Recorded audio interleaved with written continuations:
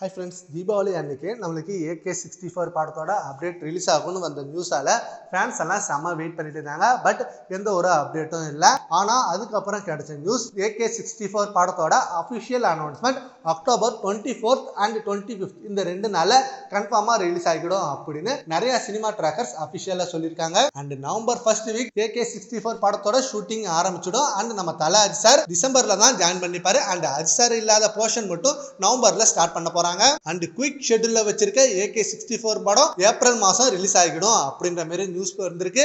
ஆதிக் ரவிச்சந்திரன் அதுக்காக செம்ம தீவிரமா உழைச்சிட்டு இருக்காரு. கண்டிப்பா back to back blockbuster அடிக்கணும் அப்படின்றது அவரோட கனவு. அஜித் சாரை வச்சு எப்படி படம் பண்ணி விட்டு கொடுக்கணும்னு நினைச்சாரோ அதே போல குட் பேட் அக்லியே செம்ம ஃபேன் பாய் சம்பவமா எடுத்து கொடுத்து ஃபேன்ஸுக்கும் ஹாப்பி.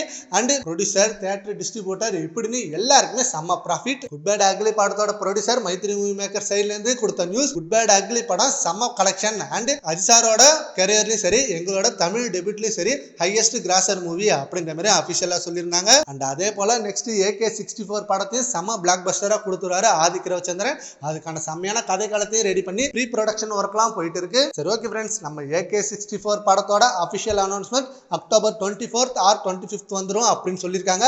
அந்த அப்டேட்டுக்கு நீங்க எவ்வளவு வெயிட் பண்றீங்கன்றத நம்ம கான்வர்ஸ்ல கமெண்ட் பண்ணுங்க. Thank you friends.